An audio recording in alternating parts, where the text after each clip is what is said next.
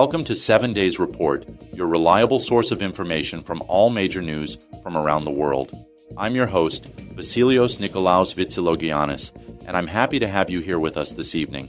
Every weekend at 12 p.m. and 9 p.m., we bring you the latest headlines, in-depth analysis, and insightful commentary on the stories that matter most. Whether you're tuning in for a recap of the week or looking for a deeper understanding of global events, we've got you covered. Let's start with our first news.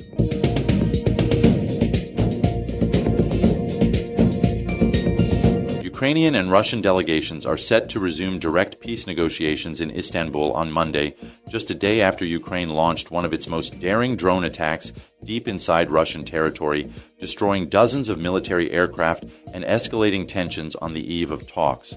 The Istanbul meeting, brokered by the United States, marks only the second public round of direct negotiations between the warring sides since early in the conflict, which began with Russia's full-scale invasion of Ukraine in 2022. Defense Minister Rustem Umerov leads the Ukrainian delegation, while presidential aide Vladimir Medinsky heads Russia's team. The talks come after Ukraine's security service, SBU, revealed it had orchestrated Operation Spider's Web, a complex drone assault targeting at least 4 Russian air bases. The operation, reportedly in planning for over a year, destroyed more than 40 Russian bombers, including strategic Tu-95 and Tu-22M3 aircraft, and caused damage estimated at over $2 billion. In retaliation, Russia launched a barrage of drones and missiles at Ukrainian targets, with Kyiv claiming to have intercepted the majority. Ukrainian President Volodymyr Zelensky has outlined Kyiv's priorities for the talks: a full and unconditional ceasefire, the release of prisoners, and the return of abducted Ukrainian children. However, Moscow has so far refused to agree to an immediate ceasefire, insisting that any agreement must address what it calls the root causes of the conflict, including Ukraine's demilitarization and a permanent ban on NATO membership.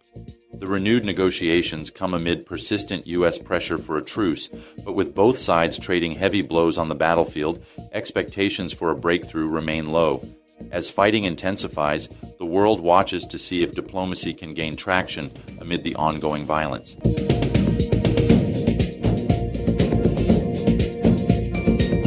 Erin Patterson, the Australian woman at the center of a high-profile mushroom poisoning case, has taken the stand for the first time in her own defense, marking a pivotal moment in a trial that has gripped the nation and drawn international attention. Patterson, 50, faces charges of murdering her former parents-in-law, Dawn and Gail Patterson, both 70, and Gail's sister, Heather Wilkinson, 66, as well as the attempted murder of Heather's husband, Ian Wilkinson, 68. The charges stem from a July 2023 lunch at her home in Leongatha, Victoria, where prosecutors allege she served beef Wellington laced with deadly death cap mushrooms, Amanita phalloides. All 4 guests were hospitalized with severe poisoning the following day. Only Ian Wilkinson survived after undergoing a liver transplant. Taking the witness stand on Monday, Patterson denied any intent to harm her guests, insisting the tragic outcome was a terrible accident. She described feeling increasingly estranged from the Patterson family in the months leading up to the incident and recounted struggles with self-esteem and personal issues. "We saw each other less," she told the court, adding that her relationship with her estranged husband, Simon Patterson, had deteriorated prior to the fatal meal. Prosecutors argue Patterson deliberately sought out the toxic mushrooms and lied to police, including about the source of the mushrooms and her actions after the lunch. The defense counters that Patterson herself ate some of the meal and fell ill, though not as severely as her guests, and that her subsequent actions were those of a panicked, overwhelmed individual, not a murderer. If convicted, Patterson faces a potential life sentence. The trial continues this week, with the nation watching closely as she undergoes cross-examination.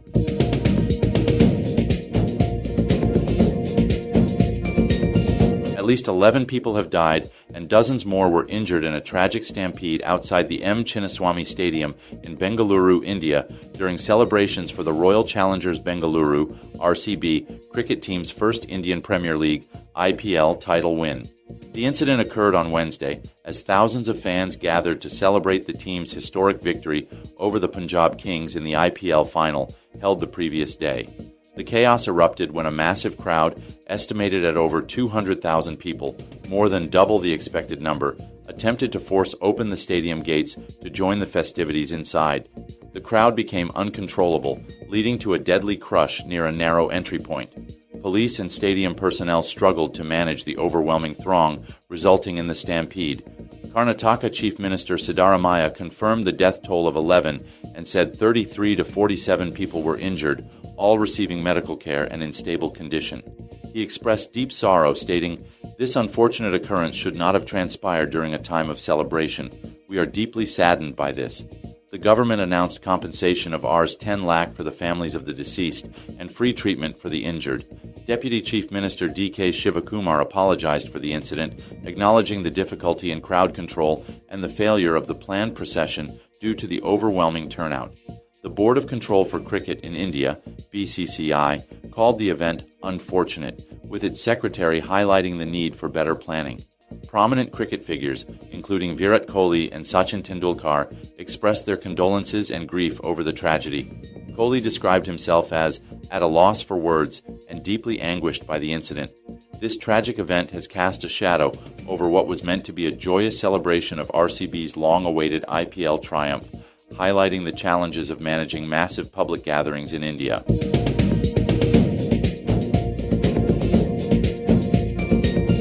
Germany has announced plans to increase its armed forces by up to 60,000 troops in response to new NATO defense targets, marking the largest expansion of the Bundeswehr since the end of the Cold War.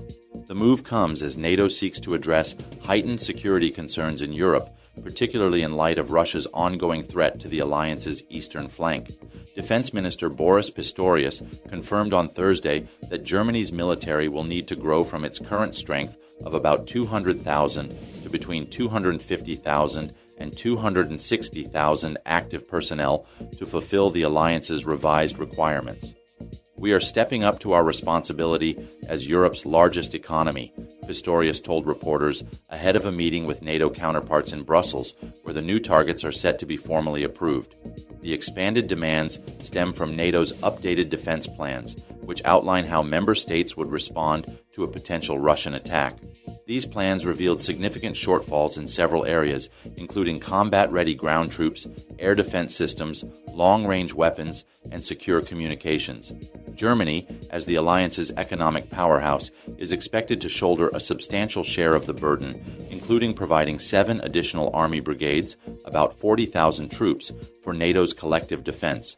Recruiting tens of thousands of new soldiers presents a major challenge for Berlin, which has struggled to meet previous personnel targets. The debate over reintroducing conscription, suspended in 2011, has resurfaced, with officials weighing whether voluntary service will be sufficient to fill the ranks. Pistorius has proposed a new framework emphasizing voluntary enlistment, but acknowledged that compulsory service may be necessary if recruitment falls short. Germany's commitment comes amid broader calls for NATO members to increase defense spending, with proposals to raise the alliance's spending target to 5% of GDP. As Europe faces its most serious security crisis in decades, Berlin's decision signals a pivotal shift in both military posture and policy.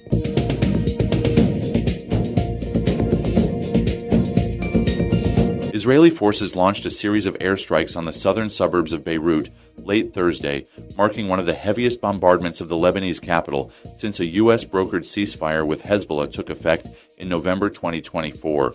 The strikes, which targeted what Israel described as Hezbollah drone manufacturing facilities in the densely populated Dahiyah district, followed urgent evacuation orders issued to local residents. The attacks coincided with the eve of Eid al-Adha, a major religious holiday, amplifying anxieties in a city already on edge. According to Lebanese officials, the strikes destroyed at least 100 housing units and forced the closure of schools and universities in affected neighborhoods. Prime Minister Nawaf Salam condemned the air raids as a systematic and deliberate attack on Lebanon's security and stability, warning of further escalation in the region.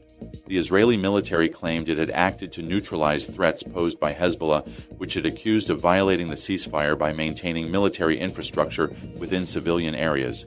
The renewed violence in Lebanon comes as the humanitarian crisis in Gaza deepens. The United Nations reported a sharp increase in acute malnutrition among children under 5, with over 2,700 cases identified in recent screenings, a figure nearly triple that of 3 months ago. Hospitalizations for severe malnutrition complications have also doubled, straining Gaza's collapsing health system, where only 4 stabilization centers remain operational. UN agencies warn that, without immediate large-scale food aid, the situation will deteriorate further. Nearly 500,000 people in Gaza face catastrophic hunger, and the risk of famine is growing as the blockade on humanitarian aid continues.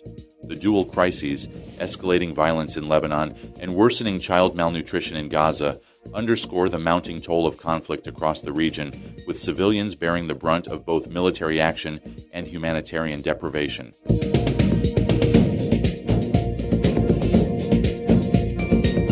As we wrap up another edition of the 7 Days Report, I want to extend my heartfelt thanks for joining me this evening. We've covered a wide array of significant global events, and I hope you found our news insightful and engaging. Remember, you can catch us every weekend at 12 p.m. and 9 p.m. for your weekly major news from around the world.